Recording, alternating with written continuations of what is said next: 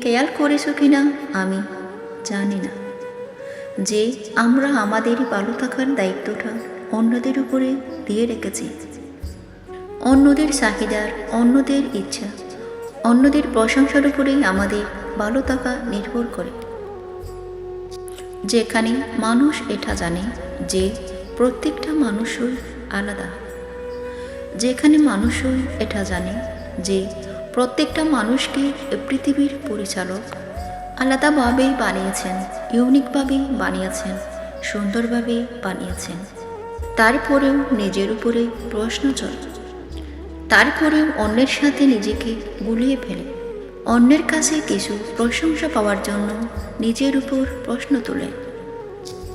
না, এটা ঠিক যে মানুষ পোশাক থেকে এখনো পর্যন্ত মানুষের যোগ্যতা বিচার করে, মানুষের ক্ষমতার বিচার করে, মানুষের চরিত্র বিচার করে। এটা ঠিক না।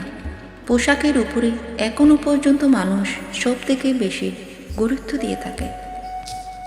এই যুগে এসেও কিন্তু এটা বাস্তব যে কোনো মানুষের পোশাক তার ক্ষমতা বিচার করতে পারে না, কোনো মানুষের পোশাক তার চরিত্র বিচার করতে পারে না, কোনো মানুষের পোশাক তার যোগ্যতার উপরে প্রশ্ন তুলতে পারে না। কোনো মানুষের পোশাক দেখে এটা ভাবা উচিত না যে সে অনেক ভালো আছে। এই পৃথিবীতে লোক দেখানো ভালো থাকা মানুষের অভাব নেই। মানুষ যতটা ভালো থাকতে চায় তার থেকে বেশি ভালো আছে এটা দেখাতে চায়। আর তোমার কাছে অনুরোধ করব, তাদের মতো হতে যেও না।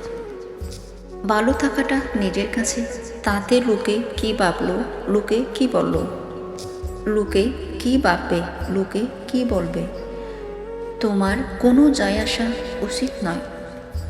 তোমাকে এ পৃথিবীর পরিচালক তোমার মতো করে বানিয়েছেন। লোক দেখানো প্রশংসা, লোক দেখানো ভালোবাসা অর্জন করতে যেও না।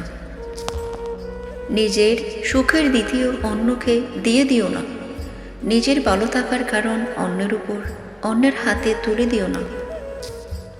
তুমি তোমার মতো অন্যের মতো হতে যেও না।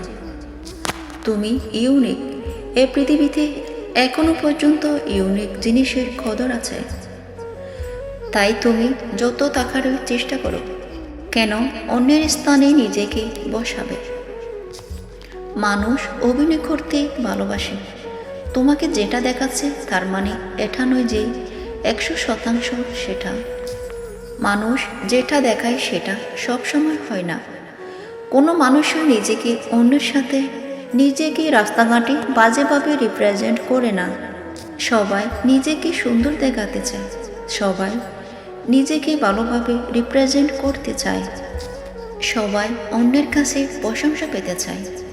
অন্যদের উপর এতটা নির্ভরশীল হয়ে বসে থেকো না। যতটা নির্ভরশীল হয়ে বসে থাকলে নিজেই নিজের কষ্টের কারণ হয়ে উঠবে, নিজেই নিজের মন খারাপের কারণ হয়ে উঠবে। তোমার জীবনটা সুন্দর যদি তুমি কল্পনা করো, যদি তুমি উপভোগ করো, যদি তুমি তুলনা করো তাদের সাথে যারা তোমার থেকেও খারাপ পর্যায়ে আছে, যদি তুমি দেখো তাদের স্থানে যারা তোমার থেকেও শারীরিকভাবে দুর্বল, যারা তোমার থেকেও শারীরিকভাবে দুর্বল। সৃষ্টিকর্তা তোমাকে সর্বোত্তমভাবে বানিয়েছেন নাকি কোনো ত্রুটি রেখেছেন? আর অনেক সময় অনেক মানুষের জীবনের ত্রুটি থাকলেও অনেক কিছু ভালো জিনিসও থাকে, যেটা থেকে আরও বেশি শক্তিশালী, আরও বেশি মজবুত বানিয়ে দেয়।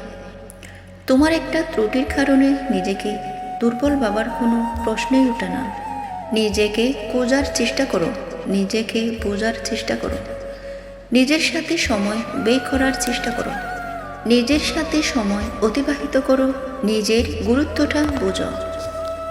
আর তুমি যদি নিজেকে বুঝতে পারো, নিজেকে খুঁজতে পারো, তাহলে সেটাই হবে তোমার জীবনের সবথেকে প্রথম সফলতা।